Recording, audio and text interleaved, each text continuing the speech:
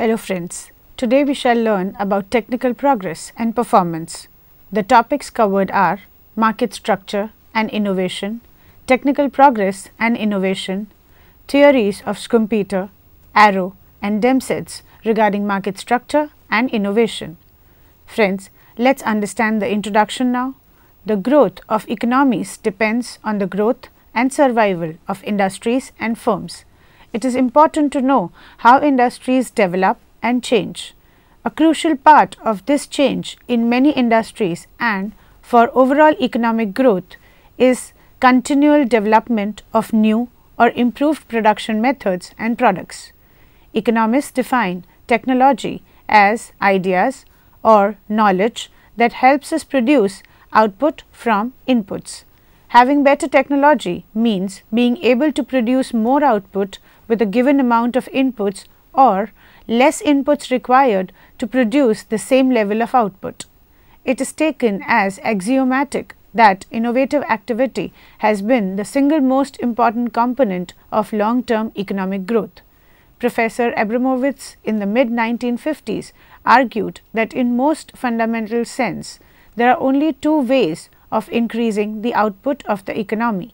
Number one, you can increase the number of inputs that go into the productive process, or if you are clever, you can think of new ways in which you can get more output from the same number of inputs, mostly because of technological progress. We have learned to produce more with less of the scarce inputs, thus reducing the dangers posed by the finiteness of available resources. The most persistent debate over innovation intensity has been that involving the role of market structure. The most popular Schumpeterian approach hypothesizes that monopoly is a fertile ground for the germination of new product or new process than in competition. For a particular industry demand function, the monopolist has more control over price and therefore has a lower price elasticity than the more competitive firm. Arrow, on the other hand, postulates that a competing firm would rather try hard to grab the market share by continuous innovation. Scherer analyzed that an oligopolistic behavior is pro-innovation. A comparison of innovation in monopolies and competitive oligopolies would yield more meaningful results. The market structure may consist of monopoly or competition, which may affect the speed and quality of technical progress. This directly leads to economic welfare. Other factors affecting the same may be firm size, conglomerate diversification, along with market power effects. In The Theory of Economic Development, published in 1911, Schumpeter viewed small entrepreneurial ventures as seedbeds of technological discovery, yet 3 decades later in Capitalism, Socialism and Democracy, published in 1942, he advanced the now familiar hypothesis that large firms with market power accelerate the rate of innovation. Because market power is endogenous to Schumpeterian growth, new firms enter and may come to dominate an industry through creative destruction. His 1911 and 1942 arguments are not entirely separable. For the most part, however, the literature has focused on Schumpeter's 1942 position to understand whether a market structure involving large firms with a considerable degree of market power is the price that society must pay for rapid technological progress. How to create a balance between what society gains from Schumpeterian innovation and what it loses through high pricing and restrictions of output is a recurrent issue in the economics of antitrust enforcement. Theory shows that market power can stimulate technological progress because firms innovate on the expectation of receiving monopoly rents. Thus, Philip Aghion and his co-authors built on F. M. Scherer's inverted U relationship, where competition has a positive effect on innovation up to an inflection point, after which its effect decreases. Friends, let's understand the inverted U relationship. Mentioned and hinted to in Scherer 1965 is the possible idea of an inverted U relationship between market concentration and innovation. This theory was developed significantly further and justified through two contrasting effects. The theory from that paper is shown graphically like this. The reasoning behind the inverted U theory is proposed in two distinct effects. Firstly, at low levels of product market competition, that is PMC, the escape competition effect dominates, as the motive is strong, similarly to the replacement effect in Arrow 1962. Followers also have a low incentive to innovate in such industries because it depends on the amount of neck and neck firms. How many are escaping competition and trying to catch up? For these reasons, industries will move into a position with leaders and followers, where the followers are stuck, and this leads to a situation with low innovation. For high levels of PMC, this Schumpeterian effect dominates, with firms led by the incentive to make supernormal profits, and again become stuck in a state of low innovation. Only in a situation where PMC is at a medium level do firms not become stuck in a low innovation state. Friends, let's understand the market structure and incentive to invent. There is significant contribution by economists, computer, Kenneth Arrow and Demsetz in the area of technical progress.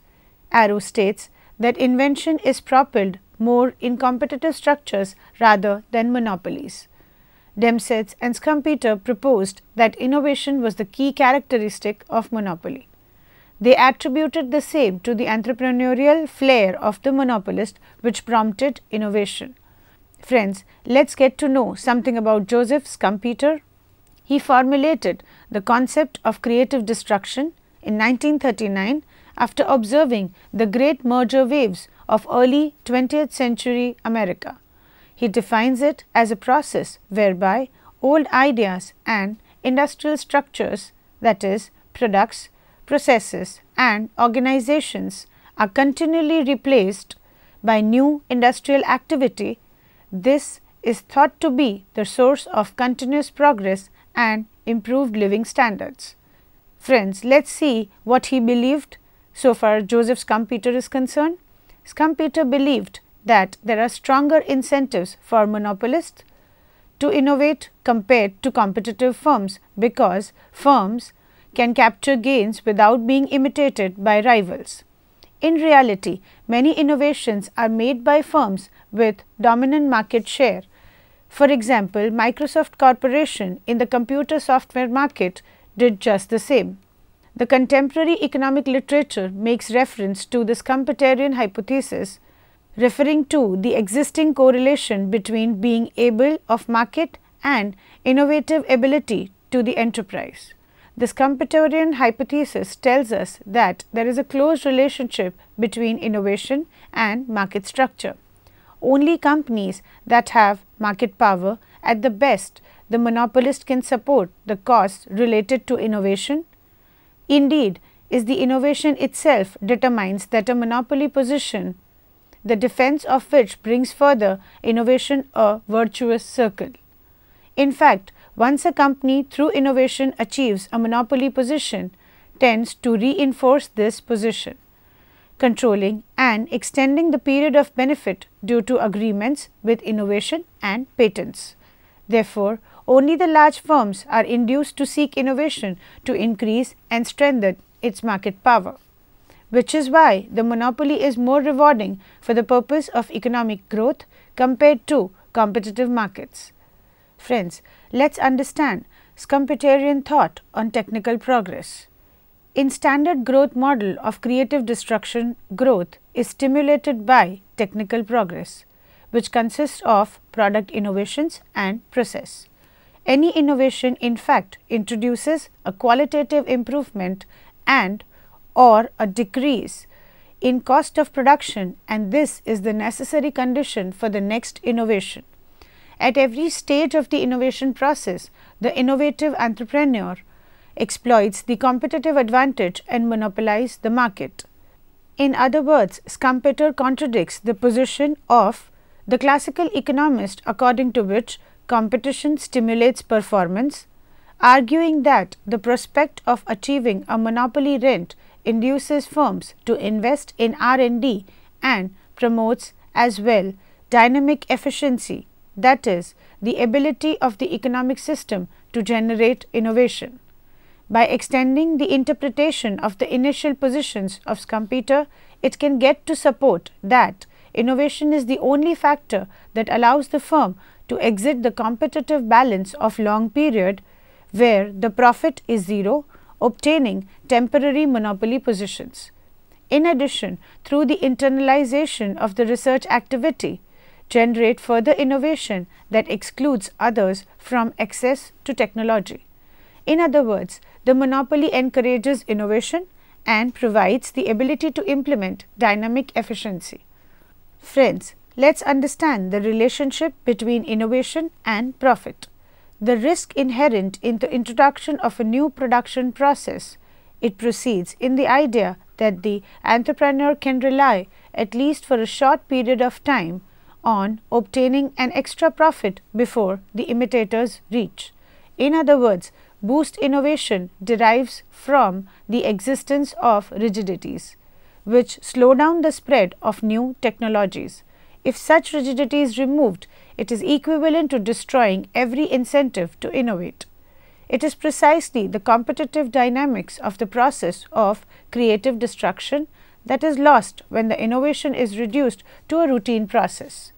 In this regard, Schumpeter argues that the profit is attributable to the normal return of a factor of production, but it is a premium paid to transitional entrepreneur innovator.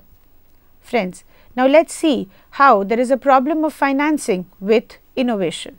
The capitalistic economy is a dynamic process in which able leaders operate to develop innovation. It is not disputed the fact that research is a source of economic growth. Empirical studies also show a high correlation between the extent of expenditure on research and development and productivity growth. The Schumpeterian position is that research necessitating large amounts of capital can best be conducted by companies that have or may enjoy market power. Innovation produces profits and surplus remains unchanged until the contractor maintains a monopoly position. In other words, the temporary monopoly of the firm exists and is a cause and effect of innovation. If a new method of production is designed, for example, the aim is to reduce the unit cost of production by maximizing output, a cumulative process of concentration of market power at enterprises continually at the forefront in technological change can be an element which promotes the financing innovations arising from internal sources as enterprises are large and solid. Moreover, if there is a possibility of financing innovations with internal resources and if the financial market is not perfectly competitive, then market power can be a decisive element for the realization of innovation and therefore to consolidate in position of competitive advantage. Friends, let us understand the arguments in favor of monopoly. Number 1. Concentrated firms can better finance R&D activities. Number 2. Better economies of scale, especially in concentrated large firms, can be achieved. Number 3. Better position to protect the patents.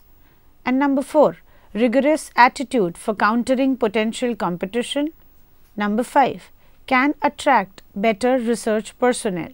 Friends, let us see the limitations of monopoly. Several arguments against monopoly power being conducive to innovation also exist. They are: number 1. Monopoly firms will become lax and inefficient. Number 2. The firms in concentrated markets will have less inclination to invent. Number 3. Innovation limits monopolist profits. Number 4. Cost of re-equipment will exceed the benefits of the same. Now let's see monopoly versus competition. Initially, it appears logical to think that firms in competition would have more incentive to innovate because of the need to outperform the rivals with new and improved products or services.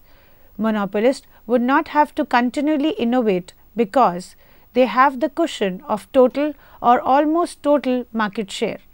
This simplified view makes a number of assumptions. However, monopolists certainly have the capabilities to innovate efficiently. They have large economies of scale due to diminishing unit costs, along with the fact that they can charge prices well in excess of marginal cost. The potential profits are enormous. These profits can be reinvested into new technologies and processes to stimulate innovation. Research shows that monopolies do utilize these capabilities to innovate. Monopolists also have an in-depth understanding and experience of the economy in which they operate in, leading to a precise innovative decisions being made. Often, this involves incumbents enforcing their monopoly power by erecting barriers to entry to protect themselves. Indeed, the ease of entry of potential entrants into the market is a crucial determining factor of monopolist behavior. When barriers to entry are low or non-existent, monopolists usually try to innovate rapidly to retain their market share and high profits. This is because their need to maintain market power is greater than competitive firms' need to outperform its rivals. This firm will produce a higher output, set lower prices and invest more in research and development. Smaller firms may not even enter the monopolist market as it is seen paradoxically as being too competitive. If the barriers to entry are high, the incumbent will have no immediate need to invest in new technologies as its existing monopoly is less likely to be challenged. This assumes that strategic investment by leaders will make potential entrants less aggressive. Despite large firms being proportionally more innovative than small firms, these small potential entrants are capable of leapfrogging the incumbents to gain a larger proportion of the market. This assumes that the technology required for innovation is available to all firms. Because of this, theory suggests that monopolists always have incentives to innovate whether barriers to entry are high or low. Friends, let's understand the contribution of Kenneth Arrow in the same field. The first economist to identify flaws in the Schumpeterian analysis of innovation was Kenneth J Arrow, who in a seminal paper questioned the common view that monopoly stimulates innovation. His point was that a pre-innovation monopolist has a weaker incentive to innovate than a firm operating in a competitive market. For a monopolist, innovation simply replaces one profitable investment with another, something that Arrow called the replacement effect. Incumbents may thus be resistant to change or unable to respond to radical innovation due to organizational inertia. The monopolist may actually receive a lower net return from introducing a new innovation that displaces activities of the old one. This is because the opportunity cost of innovation adds to the actual total cost arising when the incumbent's capital stock is locked into a particular technology, slowing the response to a new, more profitable innovation. Now friends, let's understand the endogenous growth theory. Arrow was one of the precursors of endogenous growth theory, which seeks to explain the source of technical change, which is a key driver of economic growth. Until this theory came to prominence, technical change was assumed to occur exogenously. That is, it was assumed to occur outside the economic activities and was outside, that is exogenous, to common economic models. At the same time, there was no economic explanation for why it occurred. Endogenous growth theory provided standard economic reasons for why firms innovate, leading economists to think of innovation and technical change as determined by economic factors, that is, endogenous to economic activities, and thus belong inside the model.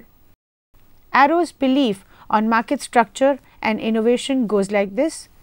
Arrow stated that when there is competition to innovate, monopolists innovate at a slower rate than competitive firms, who in turn innovate below the socially optimizing level. This has been confirmed empirically in a study of innovation in transition economies, which concluded that new firms drive innovation and that for these firms competitive pressures raise innovation. Policies to encourage product market competition were found to assist both old firms before transition and new firms who would be spurred to innovate because of the potential increased profits derived from outdoing competitors. Friends, let's understand Arrow's model. Arrow in 1962 considered that in case of a process innovation in an industry with constant costs, where even problems of uncertainty and inappropriateness were ignored, a competitive firm shall be able to charge all firms an arbitrary royalty for the use of innovation, whereas a monopolist shall himself invent and set marginal revenue equal to marginal cost before and after innovation.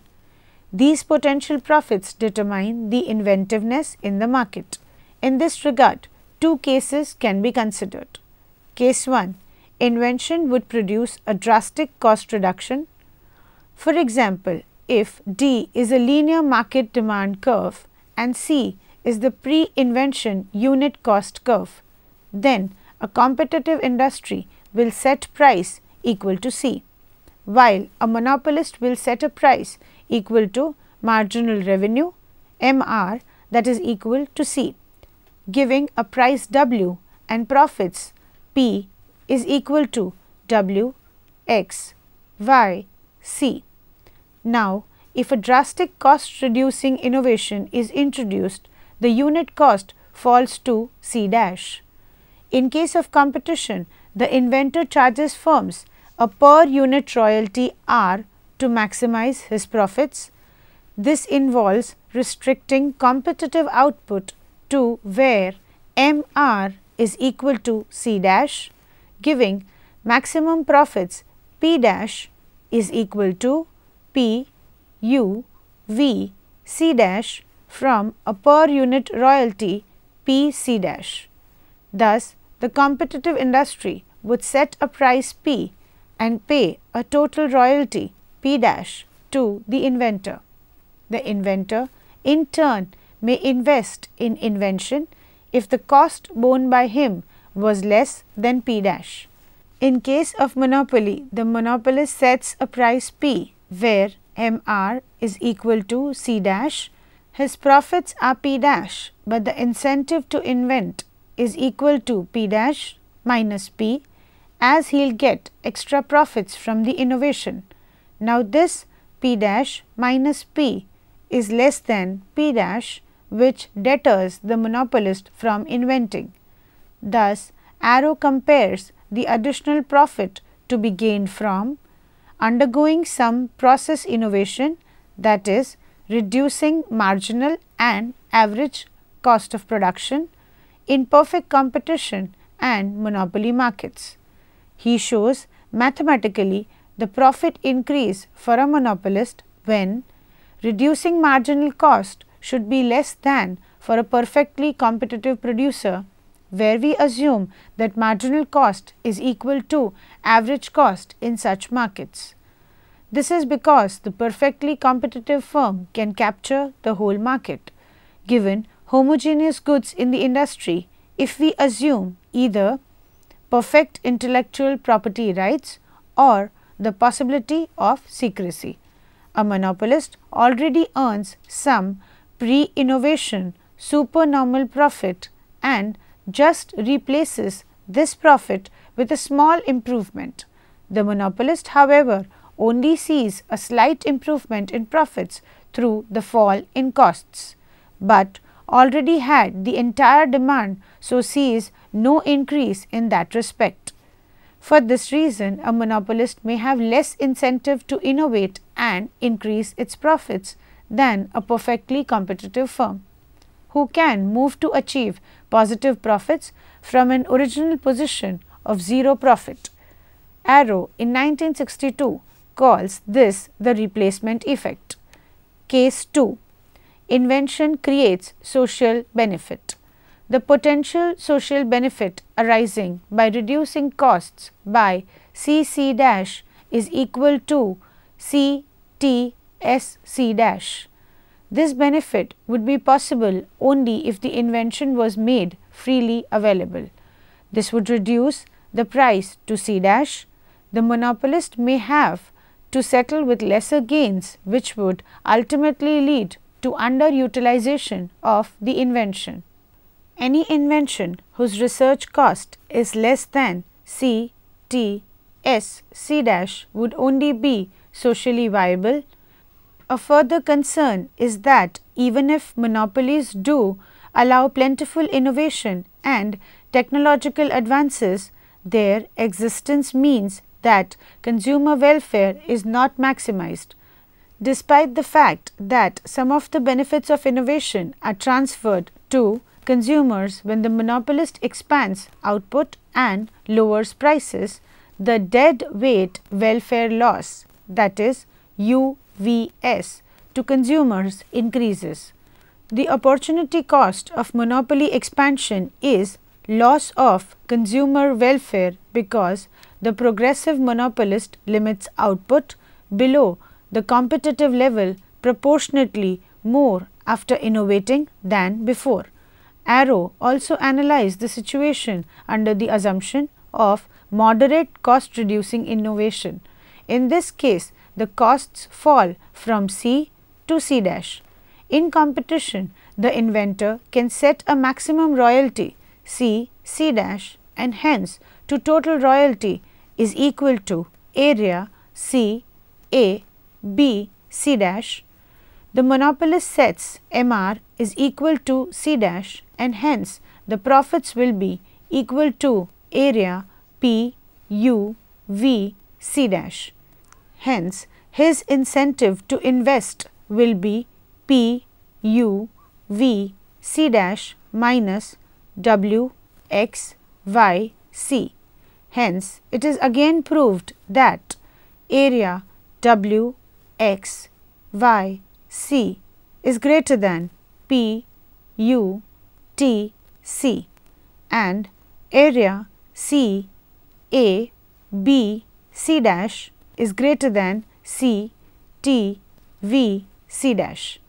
Thus, incentive to invent under competition would be T V B A plus W X Y C minus P U T C. Thus, even small cost saving inventions are worth consideration in competition than monopoly. Let us look into other contributions in support of Arrow's belief. Gierowski in 1990 has defined two further reasons why monopolies could have a negative effect on innovation. Firstly, the absence of competitive forces could reveal a behavioral disadvantage of monopolies who may relax in the knowledge that they have large current market share and high profits. Secondly, in a competitive market, more firms are searching for innovations. Therefore, the probability of an innovation being discovered in any time period is high. Monopoly and the presence of entry barriers may then lead to inefficiencies in innovation. Hope and Lee in 2000, who studied entry deterrence and innovation in monopolies for durable goods, found that durability of a good either acts as an entry barrier itself or creates opportunities for incumbents to deter entry by limit pricing. This results in underinvestment in innovation when the incumbent chooses not to innovate. It also leads to inefficient innovation whether the incumbent chooses to innovate or not. Friends, let's understand the concern of social welfare. A further concern is that even if monopolies do allow plentiful innovation and technological advances, their existence means that consumer welfare is not maximized. The opportunity cost of monopoly expansion is loss of consumer welfare because the progressive monopolist limits output below the competitive level proportionately more after innovating than before. Friends, let's understand large firms versus small firms so far inventive activity is concerned. A number of counter arguments to those in favor of large firms being the most efficient innovators have also been offered in the literature. Mansfield in 1968 and Mansfield et al. In 1971 suggested that in large firms where there are more people involved in decisions and there is a longer chain of command, there might be a managerial coordination inefficiency and loss of flexibility. The most frequently heard argument is that firms may become bureaucratic as they grow large. Also, researchers may be less motivated in larger firms because they do not have as much personal benefit from their efforts as do researchers in smaller firms. And unexpected research findings may be more likely to get lost in the shuffle in a large than in a small firm. In general, the relative strengths of small firms lie in behavioral characteristics. For instance, greater motivation in management and labor due to intertwined ownership and management, and more variation and improvisation in the tasks of workers, tacit knowledge in unique skills, more efficient communication and flexibility. Now friends, let's understand the contribution of Harold Demsetz. Arrow's analysis has been criticized by Demsetz in 1969. Demsetz criticizes Arrow on two counts. First, Arrow's inventor not only produces an invention, but in addition, he possesses the monopoly power to discriminate in the royalty charges he sets for the two industries. This criticism may be dismissed out of hand. The two industries, monopolistic and competitive, postulated by Arrow, do not exist simultaneously. They are mutually exclusive hypothetical alternatives. What Arrow tries to show is that incentive to invent under competition is greater than it would be if the industry were monopolized. Moreover, under Arrow's assumptions, the monopolist himself only can innovate. Hence, there is no question of a royalty charge in the case of a monopoly. Demsetz's second and more interesting criticism is that in discussing the incentive to invent, we must isolate the normal restrictive effect of monopoly on output. Hence, he defines MR in the figure like this: the demand curve facing the competitive industry and the demand curve of the monopolist remains the same, that is D.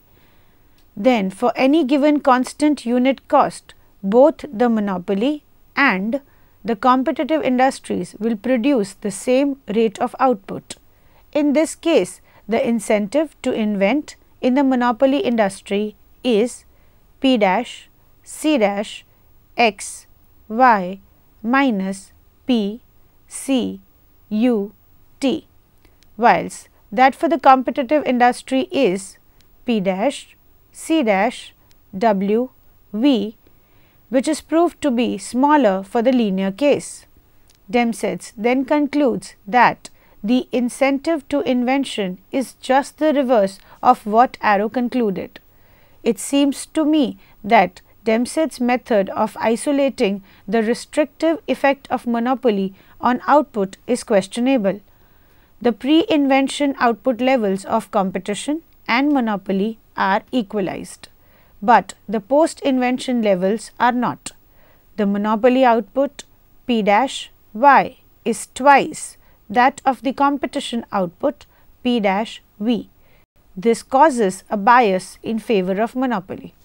In fact, Dempsey is able to show that the incentive to invent is higher under monopoly than under competition, precisely because the post-invention output is greater under monopoly. If both the pre-invention and post-invention output levels are equalized, Arrow's conclusion that the incentive to invent is smaller under monopoly is valid. Dempsey's analysis seems to be more correct, but Arrow's seems to be practically useful. According to Arrow, in a given industry, a move from monopoly to competition will lead only to static welfare gains in terms of increasing output, but also greater incentives of invention. This ground provides an argument in favor of competition policy. Friends, let's summarize the session now. The overall effect of market structure on innovation is complex. Theory has generally supported Schumpeter's hypothesis. The empirical evidence in favor of Schumpeterian innovation dynamics, on the other hand, is weak. The relationship most likely depends on the characteristics of the industry under consideration, particularly the number of firms in the market and the level and availability of technology.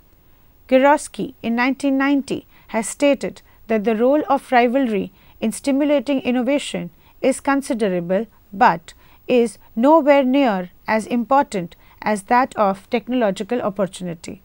Monopolists are capable of doing this due to higher profits and the ability to feed off past innovations. The benefits are offset by the possible negative effects of social welfare lost to the consumers and the squeezing out of competitors, problems that are avoided in a competitive market. Institutions and government policy are significant. Technological change and productivity growth has been known to occur more freely when the government sets a favorable climate for the change. Hope you can now understand this age-long debate and its considerations. Thank you very much.